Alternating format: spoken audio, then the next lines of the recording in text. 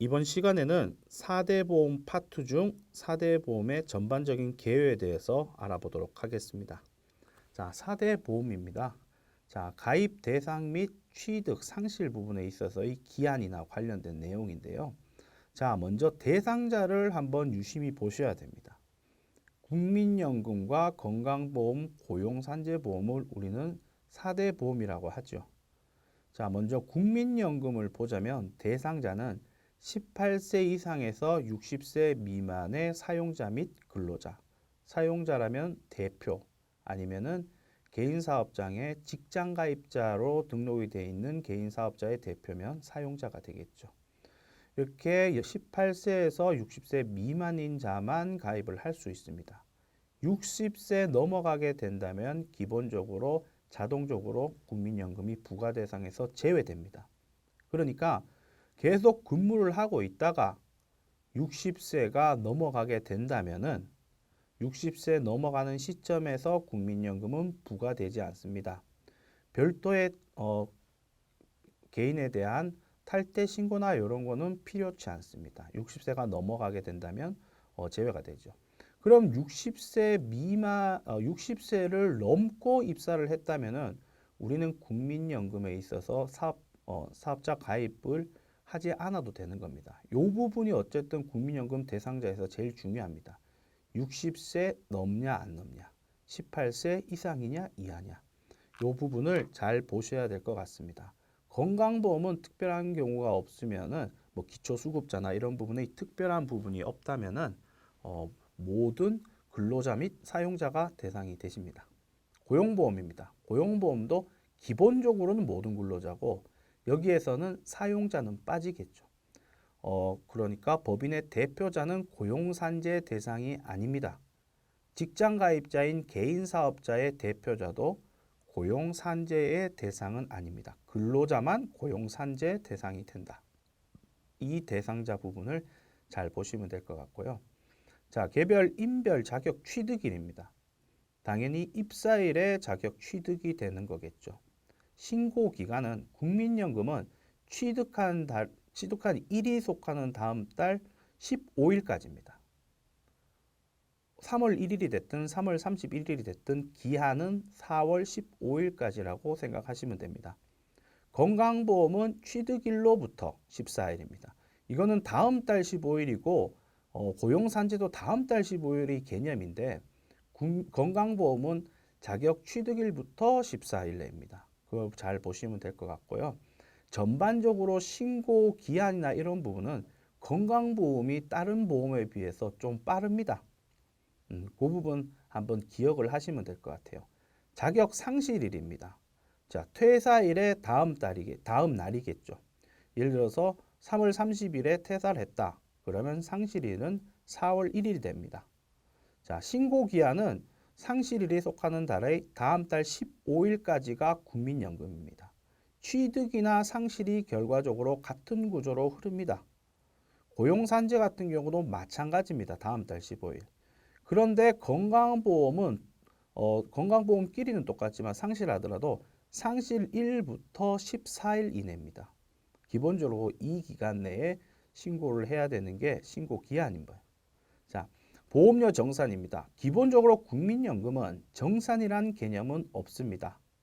예, 그 부분을 아시면 될 것 같고 건강보험과 고용산재보험은 정확한 급여가 산출돼서 그 급여에 맞게끔 정산도 합니다.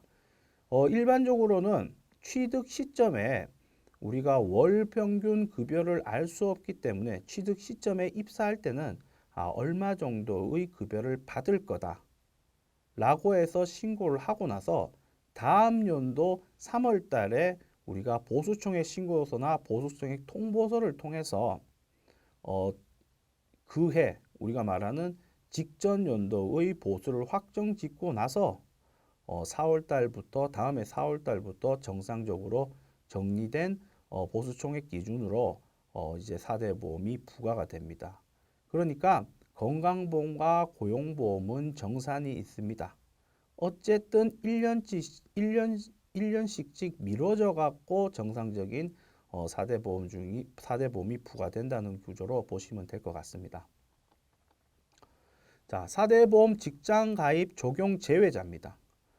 연령 제한이 있는데요. 기본적으로 국민연금 같은 경우는 만 60세 이상인 경우에는 제외자가 됩니다. 건강보험은 제외가 없고요. 고용보험 같은 경우는 만 65세 이후 신규 취업입니다. 잘 보셔야 됩니다. 만 65세 이후의 신규 취업. 그러면 64세 때 우리 회사에 취업을 했다면 제외는 아닙니다. 근데 65세 이후에 취업을 했다면은 제외입니다. 그런데 고용보험 전체를 제외하는 것은 아니에요. 보시면 알겠지만 고용보험은 실업급여 부분과 고용안정 직능개발 사업이라고 두 개를 부과합니다. 그 중에 실업급여만 근로자에게 반, 사업주에게 반 부담을 하는 거고 고용안정 직업능력개발 사업에 대한 고용보험은 사업주에게만 부과되는 겁니다. 그래서 우리가 실질적으로 65세 넘어서 취업을 하면 고용보험 대상은 맞아요. 왜? 이 부분에 대해서 율이 적용돼야 되니까. 그런데 근로자가 고용보험을 부담해야 될 금액은 없어요.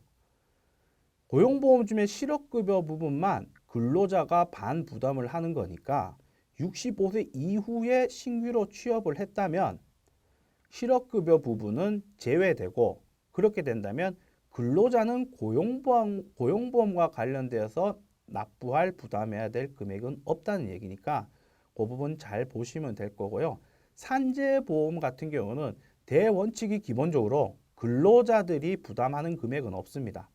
사업주가 전체 산재보험에 대해서 부담을 하는 거고 연령 제한이나 이런 부분들은 없습니다. 그러니까 국민연금과 고용보험은 잘 보셔야 됩니다. 특히 고용보험 같은 경우 65세 이후에 새로 취업을 한 기준에 대해서만 실업급여 부분, 근로자가 부담해야 되는 부분은 없다라는 부분을 확인하시면 될 것 같고요. 자, 단시간 근로자의 적용 여부입니다.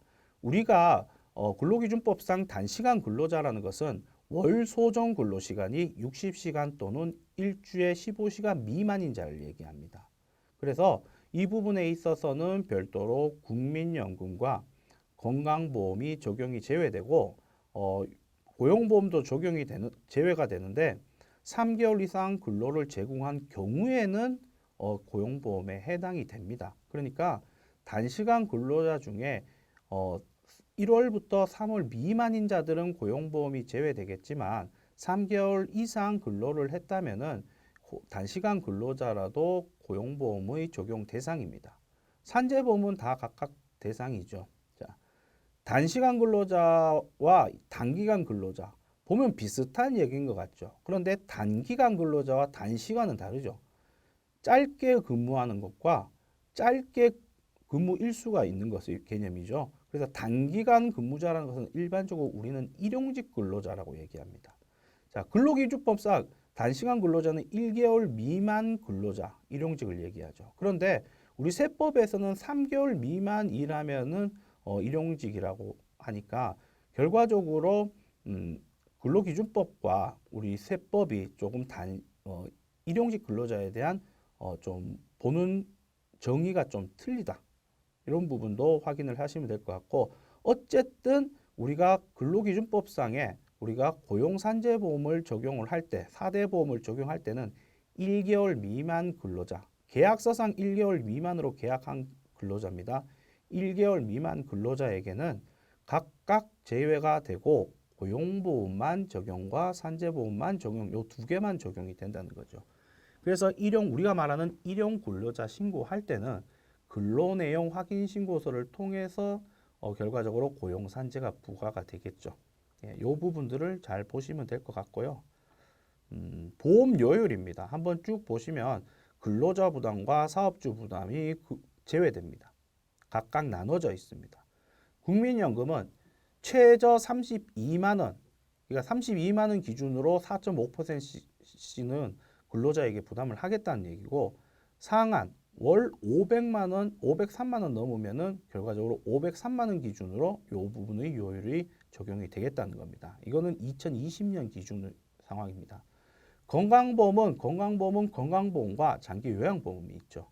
자, 건강보험은 이렇게 적용이 될 거고 장기요양보험은 건강보험의 10.25%로 하고 상한과 하한은 이렇게 나눠져 있습니다. 이 부분은 납부할 금액의 상한이 아니고 월급여 기준입니다. 자, 그러니까 사실 월급여가 9,800이신 분은 드물죠. 사실 월급여가. 그러니까 사실은 우리가 건강보험료 같은 경우에는 뭐 한도가 없는 것처럼 보이는 겁니다. 사실 이렇게 보시면 될 것 같습니다. 고용보험은 아까 말씀드린 것처럼 실업급여야 고용안정 직능개발 사업으로 나눠져 있습니다. 실업급여 같은 경우에는 근로자와 사업주가 각각 반반씩 부담합니다. 2019년 10월부터 인상돼서 1.6%가 됐죠. 그래서 아까 전에 실업급여 부분에 있어서의 제외되는 자들이 있죠. 65세 이상 돼서 취업을 하신 분 신규로. 그분들에 대해서는 결과적으로 근로자가 부담할 고용보험은 없습니다. 다만 우리가 고용보험 취득신고는 해야죠. 왜? 당연히 우리가 이 부분은 없더라도 이 고용안정직업능력개발 사업 부분은 해당 사항이 있으니까 고용보험 취득신고는 똑같이 해야 됩니다. 자, 그리고 산재보험은 사업 종류별로 상이하게 다른데 자, 사업주가 전액 산재보험은 부담한다. 그래서 근로자가 부담하는 산재보험은 없습니다. 자, 계속 근로자의 근로자 결정 및 정산식입니다. 자, 서식은 우리가 계속 근로자에 대해서 정산이나 결정을 한다고 했는데 자, 기본적으로 4대 보험 중에 서식은 각각 소득총액 신고서라는 서식으로 신고를 하는 거고 건강보험은 보수총액 통보서라고 해서 공단에서 통보서 내역이 나옵니다. 거기에서는 금액과 소득 금액과 보수 총액과 근무 일수를 제외하고 기본적인 사항이 나와요. 증번호나 뭐 이런 부분들. 그러니까 그 자료가 나오면은 우리가 보수 총액과 그 연도에 근무 월수를 입력을 해서 신고를 하면 됩니다. 그래서 특별한 부분이었고 국민연금 같은 경우에도 이렇게 정리가 되어 있지만은 실질적으로 연말정산을 진행을 했다면 그러면 연말정산을 진행했다는 말은 법인의 대표자 내지 일부 직원들이 연말정산 정상적으로 했으면 자동적으로 반영돼서 7월 달에 정리가 될 거예요. 자, 고용산재보험은 보수총액 신고서로 신고를 합니다. 이 부분이 신고할 게 다른 거에 비해서 좀 있는 부분이죠. 일단은. 예. 그리고 제출 기한을 한번 보도록 하겠습니다. 다음에 5월 31일까지 제출을 하는데 근로소득 지급명세서를 국세청에 제출한 경우 별도의 신고는 없으나 개인사업장의 대표자는 5월 31일 기본적으로 성실신고 확인 대상자는 6월 30일까지 제출합니다. 자, 여기에서 제출하는 개인사업장의 대표자는 잊지 마시고 생각하셔야 되는 게 대원칙이 직장 가입으로 등록되어 있는 상태에서입니다. 그 말은 뭐냐면은 지역 가입자가 아닌 직장 가입자의 개인 사업자 대표자인데 반대로 얘기하면은 개인 사업장 중에 대표자만 있으면 이분은 지역 가입자예요. 직장 가입자가 아니에요. 개인 사업장에 한 명이라도 직원이 있다면 정직원, 우리가 말하는 상용직 근로소득자가 있다면은 이 대표자도 직장 가입에 해당되기 때문에 거기에 해당된다면 5월 31일까지 성실신고 확인 대상자는 6월 30일까지 우리가 신고를 별도로 해야 된다. 요거는 신고를 별도로 해야 되는 부분입니다.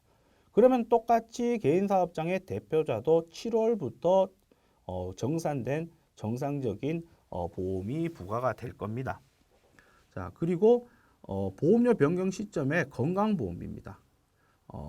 우리가 기본적으로 제출 기한을 봤을 때 다음해 3월 10일까지 우리가 제출을 하는데 이 건강보험의 다음에 3월 10일은 개인사업장의 대표자는 5월 31일까지 성신고 확인 대상자는 6월 30일까지 제출하고 6월에 보험료가 변경됩니다. 건강보험은 항상 급하죠.